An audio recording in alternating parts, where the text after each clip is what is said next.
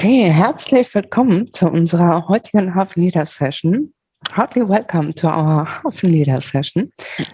I'm really excited because it's also for us a premiere to have this event today in English, because our main speaker are so comfortable in English that I thought, regarding also the topic of today's event, it should be really appropriate to have it in English. And a couple of minutes ago, I was remembering what was the first time I was dealing with D&I. And I remember it was in the 90s when I was starting in the finance sector, working there as a little bit younger talent than I am today. And one of the first D&I topics which were really in the focus was women's equity, and how to make a career as a woman.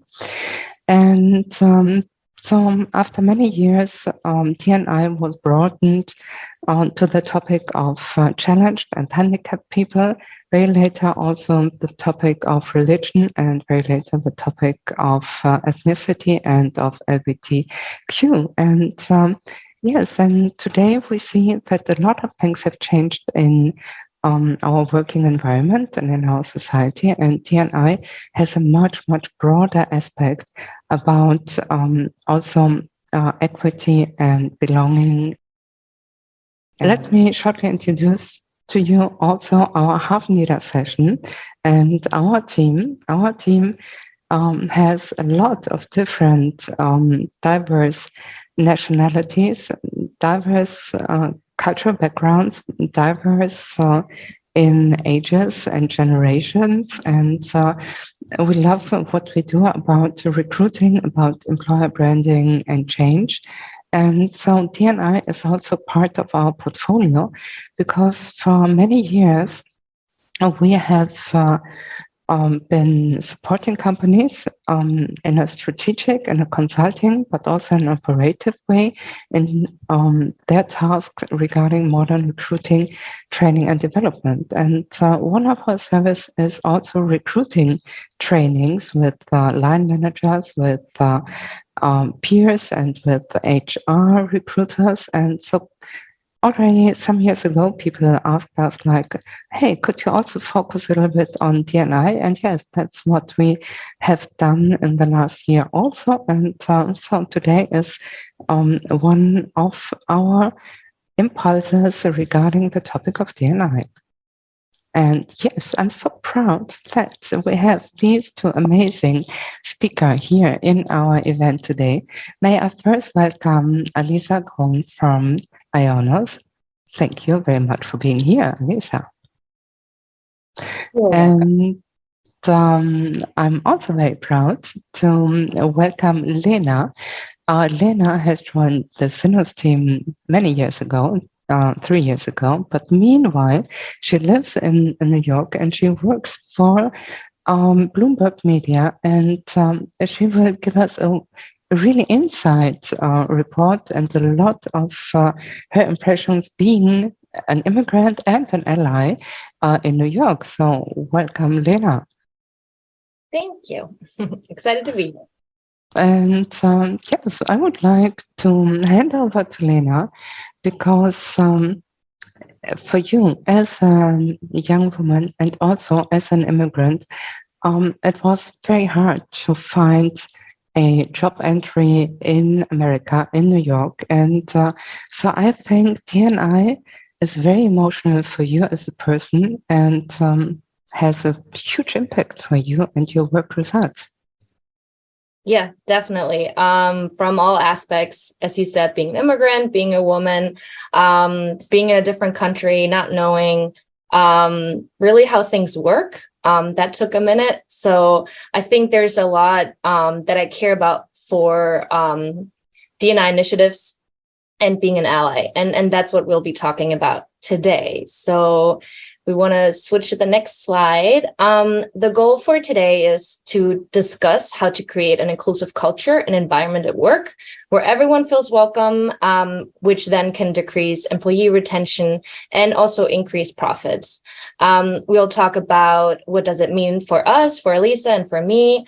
Why does it matter, and why is it so vital for your personal employer branding strategy? How everyone can be an ally, and the initiatives that are in Germany, and then also best practices and example that we can both share on this topic. So I think I want to start it off with one of the quotes that I researched while preparing this talk. So what I found was that diverse teams are 87% better at making decisions. So there was a study by PwC of 600 business decisions made by 200 teams. And they found that when diverse teams made a decision, they outperformed individuals by 87% and were shown to make decisions faster than others. And I think that in and of itself shows that it matters in all different aspects, as Mata said before, whether it's generational, cultural, your ethnicity, what you identify as, if you're a woman, if you're a man, if you're non-binary, if you belong to a certain religion, all those aspects will give you a unique point of view in your decision making and the thought processes that you're having.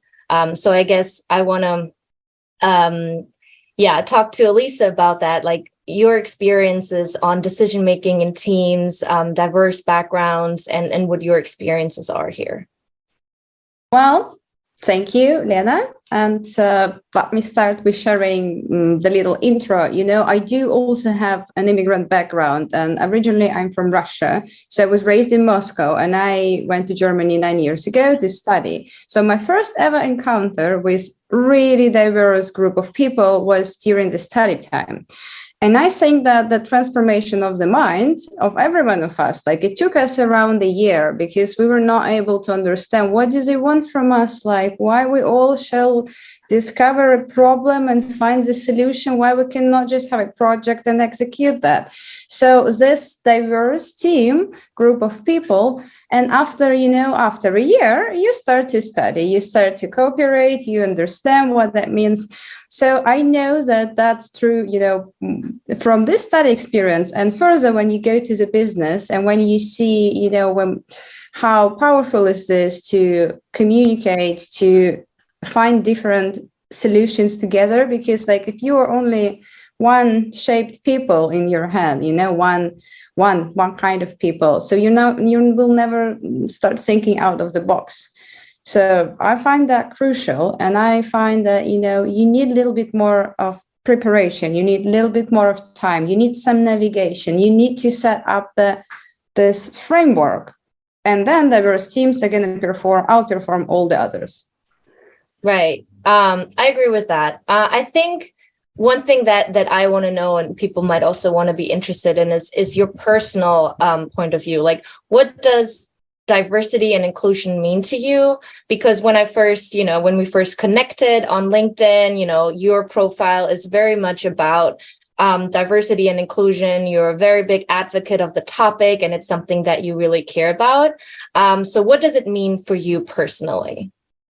So that means a life, a working life, a business life, the whole life for me. So first of all, before coming to Germany, I didn't know that this is a topic, that this is important, that this means something. Because, in this kind of world, 10 years ago, I left, we would just hire people because I like you or not and whatever.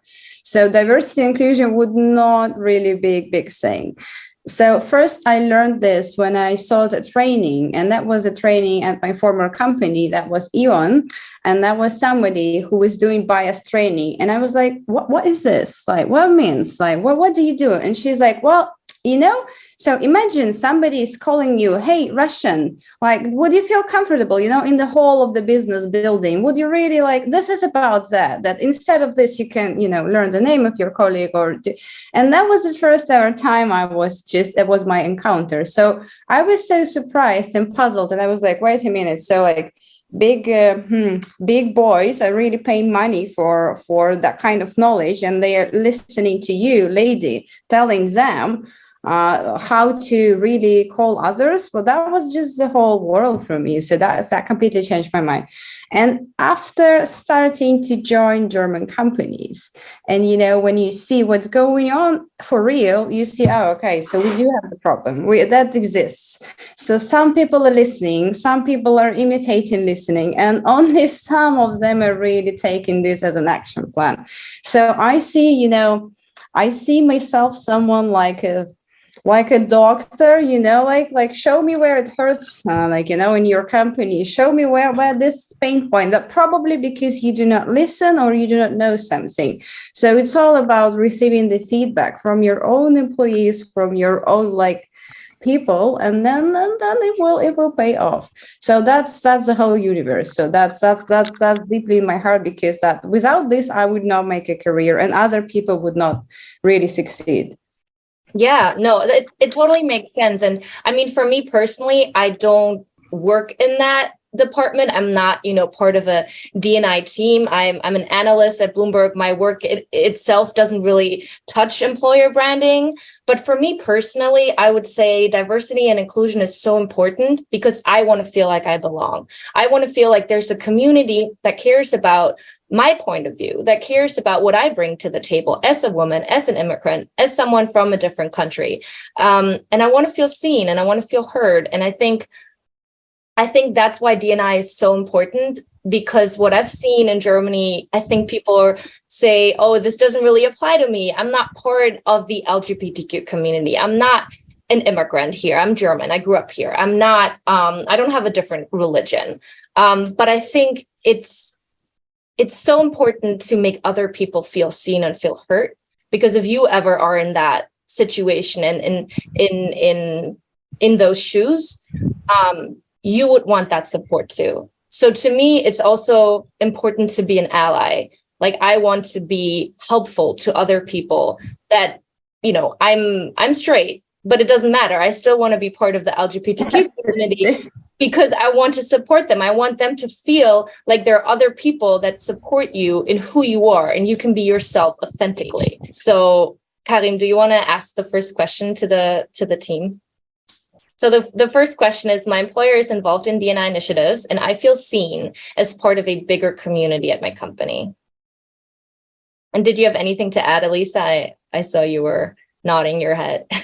Yes, I do have two examples, but I will go with the first one. So you were saying that, you do not need to associate yourself with a certain part of the community. So saying this, like, I'm not gay, but I don't need to be to support the community. I don't need to, I don't need to do to be one of the members of the community. I do have a brilliant example. So Senior Vice President HR, that was his current role when I was working at E.ON. So he would be a member of the Leadership for Women community, and he is an ally, and he's a man. Like, that does not cancel this.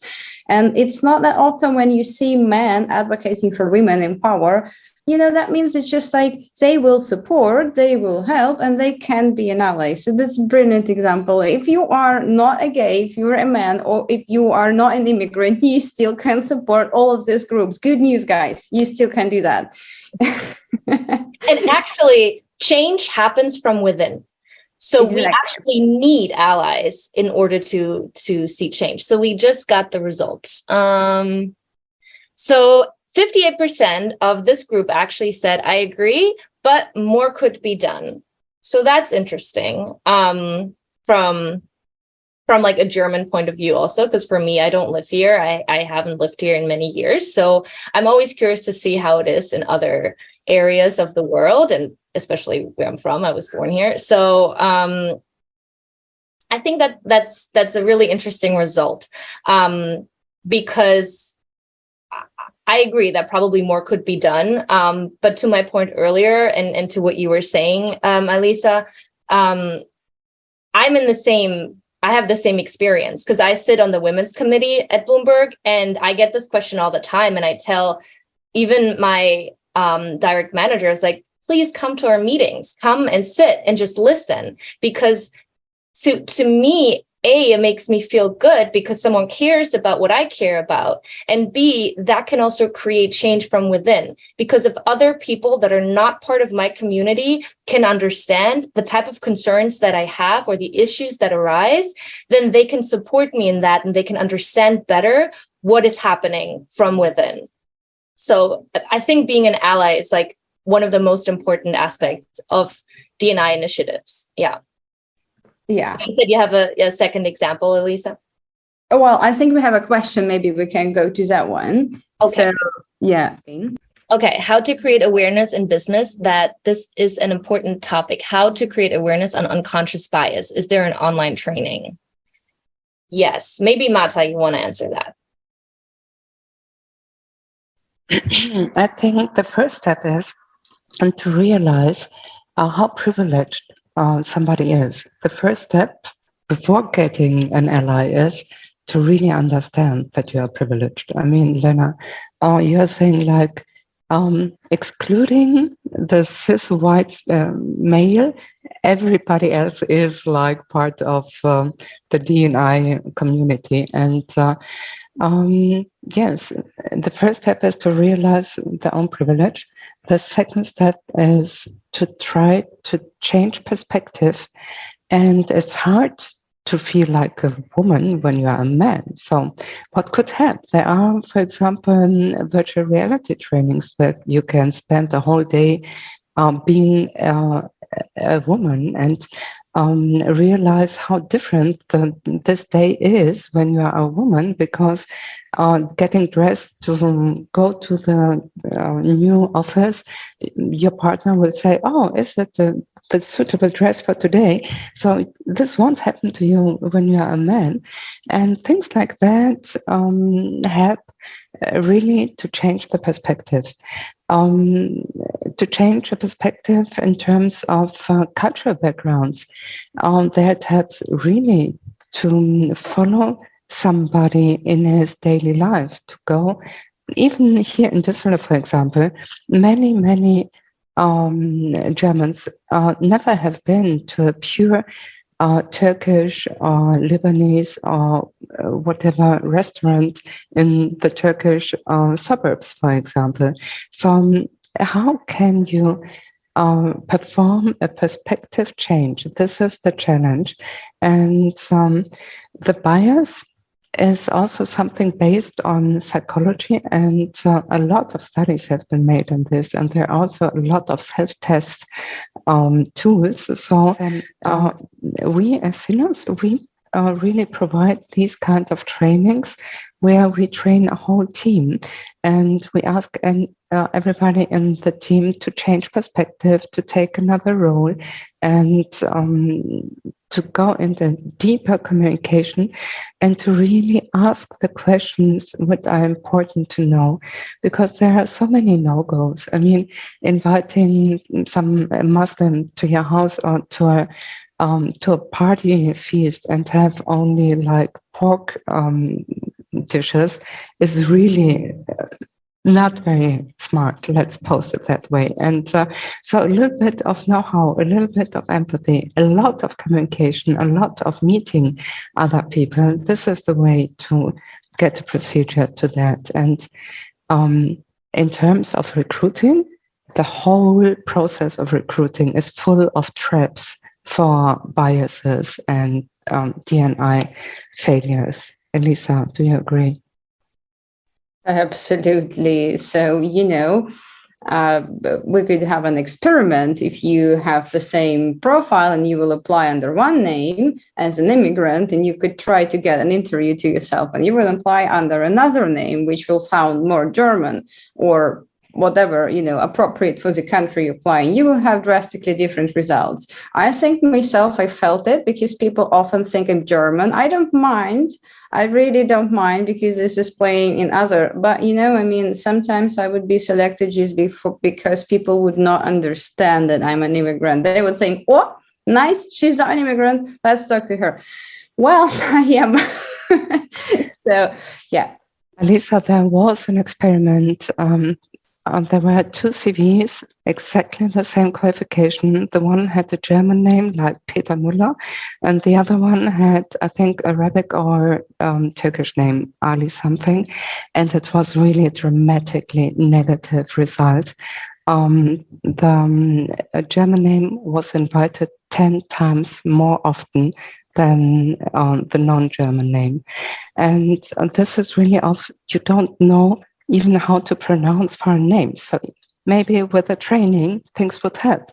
But I think after we were all able to quote a lot of things from Game of Thrones and Dothraki speech, I think it's not so hard to also train some other kind of names. Lena, what do you experience in New York about this? I think there it's so much more, many more different cultures coming together every day at job. How do you deal with that?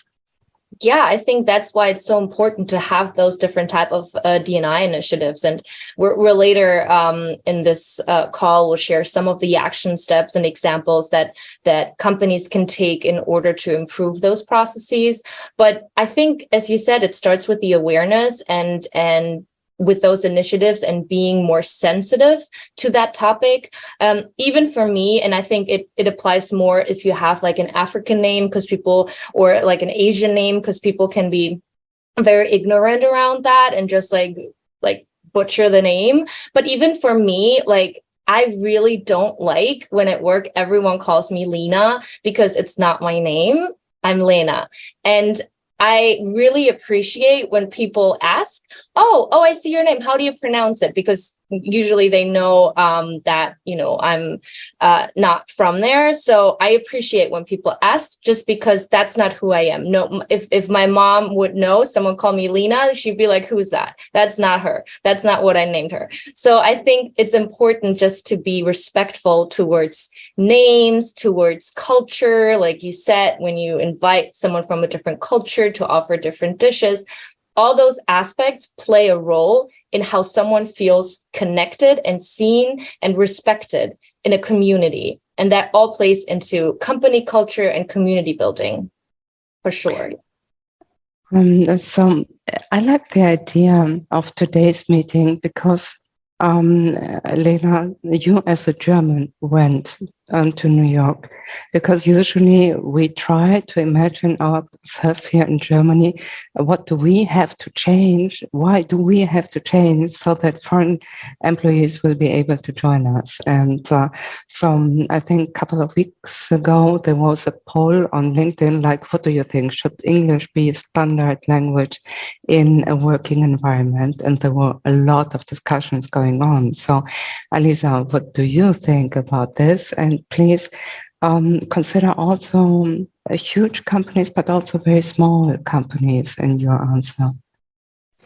Well, part of me would be happy to shout out, yes, let's do everybody speaking English. But, I know some English-speaking people, and the first conversations we had about diversity and inclusion was about, do they understand how privileged they feel just because their native language is spoken by all others in the world? So if you're British, American, Australian, New Zealander, whatever, whoever speaks English, you would feel like the whole world is learning your language, and that's fantastic. That's international. So I would focus on rather indicating the needs of the business.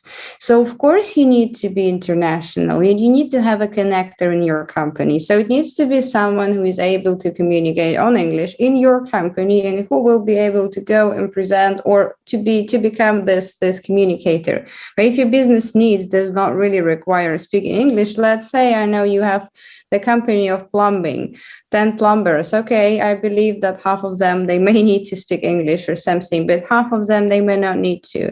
So instead of forcing them, you can always offer them the training, then the career opportunity. So the people need to understand why do they need this. If there is no business need, it's enough to have a communicator within the company. So you will be able to present yourself. So if we go to a global scale, like let's say international, big, of course, then yes, then English is becoming a requirement. You most likely will not be able to do your job if your colleagues from France or Spain or China will not understand you. And there is no way not like that's English. And we all know this. We don't need to learn Esperanto, which would be good, but not necessary. So I would say we meet in the middle. Of course, yes, English is crucial. I assume that every young person is knowing that. Actually, when I see the young person, younger than me, it's getting funnier there. So I assume that he or she or them are speaking English. So I'm like, hi, how are you? And if they are not, I'm like, wow, it's possible. Did you not study at school? Like, did not teach you English? So it's changing that you expect this as a part of the, experienced professional most likely will be able to communicate in English. But if you're really narrow and you're doing something specific, maybe not. It's good to push your employees, but we shall give them a choice, and that shall be really coordinated with business needs. Yeah, I think. Sorry, go ahead. Focusing on the need of Germany to attract really millions of foreign professionals within the next decade, what would you recommend Germany and German companies to change in this specific segment? Well, actually, I do not find system very crazy or something. I like all these requirements, like visa-wise, they do make sense. So you need to have a certain level of qualification. You need to get a certain level of contract. So I know that the new laws are coming, so it's easier. It's a little bit less money. You can bring your family. You need to make less money to bring your family, etc. But actually, I would recommend programs like which are making the way to find, for the candidate to find a company simpler. So that's like a huge gap in between me as a candidate sitting somewhere in the middle of nowhere. I have no visa, but I have knowledge. I'm a good professional, and I would like to change my life, but I don't really know what to do. Most likely I may be really qualified. So there is a gap, in between the candidate and the company. So it's not enough for them only go LinkedIn. They do not understand how to present their CV, what to do with the portfolio, right? How to stand out. Shall I give 10 pages with all my biography? So I see this as actually advertising country on a level of we will help you to apply. We will help you to showcase. So that's there, candidates are there. They will do a lot of things. We just need to show them how. So I think this would be my recommendation on the big scale, because, we cannot really open doors for everyone, because that needs to be qualified people. They need to understand why, where, what are they doing, where are they going. But that's my opinion. I will make an advertising campaign which will help people how to apply to become a German employee somewhere in Germany. Not necessarily Berlin. I actually suggest other cities and areas because they're lovely to live there. I spend most of my time in Essen, Düsseldorf, and I love that there. Yeah, I think, it definitely Berlin is a different environment than it will be in other cities, especially here in the Ruhr area, because I think there's still a lot that needs to be done. But the group that we have here today, I'm curious to know if you've experienced bias. So we have another poll, Karim, if you want to start that, about if you've personally experienced it. And if not, have you witnessed it for someone else? Yeah, go ahead. I'll give an example. And, that's like, I'll try to make it super non-clear from where it is. So that's actually from throughout my career. So what we noticed here, there is an option for both. I think you can tick both. So once one professional asked another professional, let's say the other one is really high level, let's say a board member, and one professional is asking the board member, have you ever noticed, do we have Black employees working in our company? And the board member answers, of course we do have. We are an inclusive company. We do have the Black employees side. Why are you asking? What's your problem? And the lady says, well, maybe you can look around and tell me where these employees are working. So he's looking around. He's like, well, I don't really see them in the office. Where are they? What do you mean? And she's saying, well, they work at the kitchen. So yeah. Well, and I know as a big company, we could have diverse group of people, we can include them, but we still can create a little exclusion group and place them there. So since that moment, that things changes, and there was a reason, someone would work at this particular role for many years, so this person would enjoy this. However, of course, this is a little story. So of course you did experience this one way or another, and it's easier to notice when you're an immigrant, and it's super easy not to notice when you're a white male. And I would also like to share one experience I had myself. So when I was a manager within a banking sector, and I was promoting another young lady, she was around 28, things like that. So I was criticized by a board member why I should promote her, because she will probably go for another baby. And I said, yes, and we should start promoting her as soon as possible, because the sooner she will return on a higher educational level, she will be also much more motivated to return, because she will be on a higher salary rate. And it was so outrageous. And I mean, it's just 10 years ago. It's not like this is something which happened 30 years ago. So on many aspects, I believe it's so important that we witness, we react, we discuss. I think there is much more sensibility right now, but I think a lot of these things are unconscious happening. 100%. And I think personally, you were saying, oh, this was 10 years ago. I am convinced that if you go to certain companies in Germany, large and small, if you go to certain board members, they will still give you that answer today. So I think that just, proves our point in D&I training is so important. It's something that trickles down. That was part of the slide that we just shared about the 85% of diverse teams. Karim, if you want to share that again, because it just shows that the leadership and the CEO and the team that is leading, that are leading certain departments, they are primarily responsible for increasing diversity and inclusion. So that means it trickles down from the top to the bottom, the whole culture, the initiatives the company is taking, the way that all these topics are being discussed and being touched upon, those are coming from the management level. And if they don't exist, nothing will change. Because even if on a lower level, people try to create change, it's not as effective. So that's why it's so important to incorporate these. And I think also our poll showed that most people selected that they've witnessed it, to both of your examples.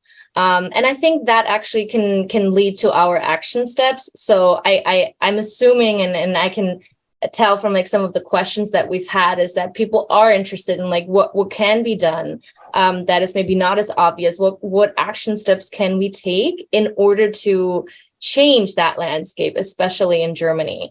So if we're going to that next slide about the action steps, then maybe Alisa can talk a little bit about examples and initiatives that she's seen in her career. Yeah, so actually, I also did little research and I checked the companies around what kind of examples they do have. So not only through my career. So what do you see at this slide? This is the 13-step diversity and inclusion check. So basically, you can apply this to any company. So the reason why you should invest in diversity and inclusion is that it's a little bit tricky to see this from the inside. Probably some of you or your employees have already a tired eye, and maybe you will not notice something very important in the beginning. So best practices I would witness and find online. So we focus on E.ON energy companies, so they would participate in Charta der Vielfalt. I find this a very important initiative. Like it's quite a supportive, it's a promise. So that's a group of companies which are promising to reach certain numbers and to really look into statistics and to be equal at some point. And that's quite realistic. And when you see the numbers, you can really you could be amazed. You can see, oh, wow, females are still making 20% less than males. And only in Swiss, it's not like that. But in Germany, it is still like this. So the examples I would like also to mention, this is SAP in Germany. They do have an initiative, autism at work. So they do integrate the autistic individuals into the workforce. I find this extremely meaningful because in my previous career, I found someone autistic in Bolton, United Kingdom, doing highway lighting. And this person was extremely happy. And none of other companies would take him or satisfy or take him into the training. And he loves his job. I've never seen someone so dedicated. So I find this what SAP does, that's really good one. Siemens also does have inclusion programs like diversity. I think they're also part of Diversity Charter. And they do work on representation of women in leadership. But, lots of companies are starting with this. So it's like Women's Network. Let's say Telefonica Deutschland, they have She Means Business initiative. So it's and they do have the disability network. So they, lots of companies are tackling the female leadership, LGBTQ community as well. So Accenture in Ireland, they do have the Women's Network, LGBT plus network as well. Q plus and persons with disabilities. So they have them all. Sometimes companies are having them all. Sometimes they're just starting. So this is 3 areas where you could go for sure, and that would never hurt anyone.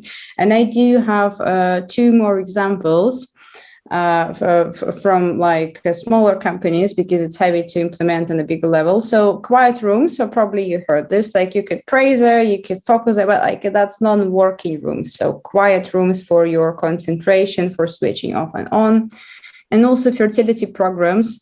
So if the company supports the family, so Marta, you gave an example when she's probably going to give a birth. Well, nowadays, maybe company can support young families to, make a choice, maybe work longer, create your family later, or whatever. So that could be options. So I find that kind of programs very interesting to look into. And I think they have it in Apple or Google. So that's what I was looking into. Maybe you have some more examples, Lena? Yeah, I mean, for from what I'm seeing here, analyzing data and reviewing external benchmarks as well as progress reports, I think they all go hand in hand with transparency.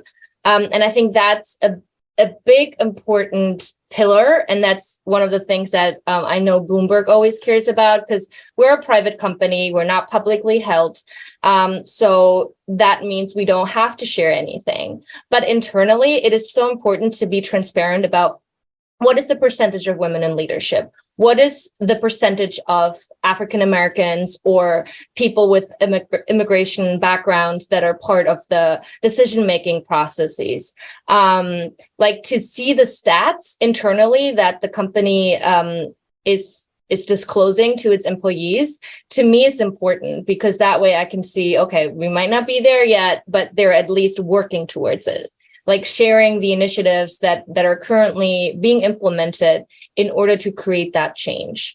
So I think, transparency around the topic, and also creating surveys. We get surveys every quarter of what do you think can be changed? What are initiatives that you want to see, and all that. What I'm sharing here, the examples, are just some of the things that I've been part of, or things that I've seen at the company. For example, like just last month in June, it was Pride Month, so everyone got this lanyard where we wore the rainbow colors, and you walk around the office and represent that, because just for people to see, because we are in finance, and we work very closely with Wall Street, so it's it is a certain kind of environment that we're in. There is a certain kind of boys club that is for sure there, but to have the leadership team, the executive leadership team show, hey, we care, this is what we give out, this is what we want you guys to be part of, this is the community building that we do, it creates change from within. So yeah, we had we have different talks. We also had a hip hop event when it was Black History Month, where we're talking to hip hop artists about Black culture. So that was really cool for the Black community to show up and feel represented. And also to see the audience being diverse. I don't want to go to a women's event and just see women in the crowd. I don't want to go to an event about immigrants and just see foreigners. I want to go to these events. And that's actually one of my Black coworkers came to me oh, thanks for being here. I'm like, yes, of course. I want to see the diversity in the crowd. I don't want just to have certain communities show up for each other, but then that's it. And that, goes back to being an ally, for everyone to show up for one another. So I think those are examples of steps that companies can take in order to create that awareness around D&I. Do you have anything to add? I love that point, Lena, that you'd love to go to a women networking and women initiative, and to see also men around, because in business, they are all together. So there is no mentoring program, if not also the proportion of the business is also part of the program. I mean, it's also immigrants coming to Germany, joining an integration course. There are no Germans within these integration courses, so they are integrating with each other, but not with Germans. So I think this diversity in the crowd picture you drawn is really the best picture I could imagine, because integration, equity, belonging, soziale Teilhabe. I mean, these are really crucial factors for our society. They are crucial factors for the profit and for the results of companies. And yes, and I like very much also that idea of being an ally. What does it mean to be an ally? And I was imagining what Bloomberg would do when they would have their headquarters in Berlin with these types of activities. Maybe we would need a road trip from Bloomberg to Berlin to start with integrating the different communities of Germany into the working area. One last question to Alisa. Do you remember one or two initiatives you were responsible for which were very successful in your opinion? Well, that would be too big to say I was responsible for the whole initiative, but I have witnessed how the women in leadership, I would say, and that was crucial and important and successful because of the senior leadership support. So if that would not be happening, that would not be even noticeable. So I also there is one local initiative from my previous previous employee, one of them. So that's in Poland. That's that's a supportive group for women. So, and I will give you an example. So HR director in Poland had a conversation with someone who's struggling in her life. And as a result of this conversation, she was offered another role and she progressed in her career because she needed to make more money due to difficulties in her life. And she was able to carry on 2 jobs at the same time.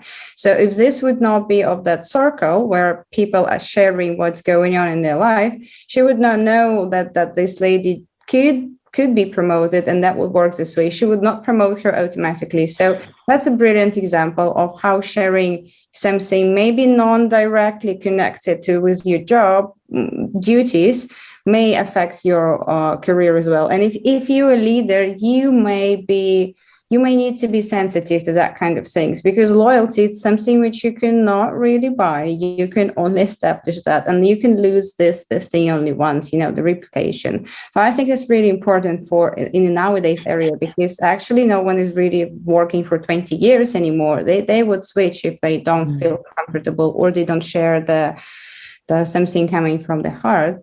So that would be. Yeah. And there to the question in the chat, there's what are your tips for small middle-sized companies that don't have these big budgets? And I get that question a lot, because not everyone has that type of money that Google or Bloomberg has in order to create that change. I think from my point of view, the first step is community building. Literally, you can start with like Slack channels, or we call it IBs. Like there's different groups you can create where people can come together. We also have a group, I'm not part of it, but there's a group that is like working moms. So like working moms at Bloomberg, and they literally just exchange every day. Or like, oh, this is, I don't know, a kindergarten that we're going to, whatever it is. Like just create groups where people can meet and have community building. There's also after work meetups. It's nothing that is sponsored by the company. It's just people coming together, getting a drink after work. It's obviously some of those events are sponsored by the company, but even the smaller ones where people are just coming together to share their concerns, that's just organized and it comes from within. There's no big budget behind it. And so I think that's like the first step when it comes to that community building. And then the second part of the question, how you convince a CEO that D&I is important. I think that is a really tough question, because trying to convince an executive of something that they don't themselves think of as important can be a very hard task. But I think the first step is just facts. Usually those executives respond most to numbers and metrics, and showing them that this is important through trainings, and just, showing them that without this, there will be a loss of profit. Employee retention isn't as high. All the stats that we were showing earlier today, like you can all find them online. Like there's studies from McKinsey to PwC. All these companies have done those case studies. Speaking with facts usually is the best argument. But it's definitely difficult if someone doesn't truly believe that it is important. So I think there was one before Mata talks about the recruitment trainings. There was one last question. Is there any opportunity for diverse people with international background not working in the company who can get any benefits from the company's program if they're directly interconnected with the company? I think to Alisa's point, if you want to elaborate, probably LinkedIn, connecting on LinkedIn, being active. And contractor roles, I worked as a contractor before. I've done internships before. Those are things that can get a foot in the door. But Alisa, maybe you have another point. I will agree on that with you. So actually, I would involve them as well, because they would bring the knowledge to your team. So you could have like events for in between, like some kind of external events, you could always involve contractors in the parties you have, because why not? You work together. And if that's an independent contractor, he does not have a company to go for a party, so maybe this person would be happy to join, and you will, your people would benefit from this. So trying to, eliminate contractors out, do not let them communicate with the people is not going to help. They're going to find ways to do whatever they aim to do, and you can only create a friendly and supporting environment, because that's kind of the only choice you do have. And one last thing, through university. So I know it's a bit different in Germany and Europe, but in the US, you're part of different clubs. And I also did my master's, my MBA in the US. So like I'm part of different like newsletters, and they always send out different events you can go to, different networking opportunities. And I know also like at Bloomberg, we have external vendors that have events that are at the company, and then people are invited that went to the university that are part of a certain group. And there's also other mentoring programs that I'm part of, like outside of the company that I work for, and they always recommend different events or different organizations, and then you can just show up and be a guest at certain lectures or workshops, whatever, panels. So if you study at a certain university, you can try to be part of that through networking. I think we have a lot of ideas which even really do not cost any money. I mean, like having a virtual coffee, virtual, or even a real life world cafe, where people with different backgrounds and different diversity backgrounds would be present their daily life, their perspective, a topic from their side. It's really about achieving a change of perspective. And I think whatever will help to give your CEOs the possibility to change a perspective for a day or for a couple of hours, that this would help as much as figures. And we will provide you also with this presentation, so you can use it. We can stay in touch and continue this conversation, because it's a lot about broadening your own horizon and find out what your own biases are, because everybody has a lot of biases. And one last example, why it is important to really broaden your horizon, because at the whole process, that from recruiting to onboarding, there are so many traps where you can lose talent. So the aim is no talent should be lost for your company through the recruiting process and the onboarding process. And all the things Lena has told us about Bloomberg, this is also about retention, about loyalty, about keeping the people engaged within your company. They should feel safe so that they can really live out their whole potential without any odds. And this is the aim of D&I, to have an integration culture, integrative culture, to have a huge community with the multi-talented people who really feel free to really work out their potential. So when we are doing our trainings on recruiting D&I issues, it's really starting from the job design. There are so many obstacles within. If you don't think about them, then from the scratch, this job will discriminate people. The job advertising, it's really not easy to reach out for diversity community, because it's not the majority, are a lot of minorities. So it's really a difficult task. The people who do the shortlisting and the interviews, they need a training focusing on bias, because it's a very personal thing at this stage. Decision making, like the examples I said, when will we include somebody for the job or exclude somebody for the job, and also the job offer and within the onboarding. So if you have, for example, somebody who will work part-time and the onboarding is like 2 months full-time, this is a deal breaker. And yes, so for example, scheduling difficulties, not only for working moms, also for working dads, also employer branding. Don't use stock photos like we did. We did it also for you to see how this feels. Use authentic teams on the home page and the social media.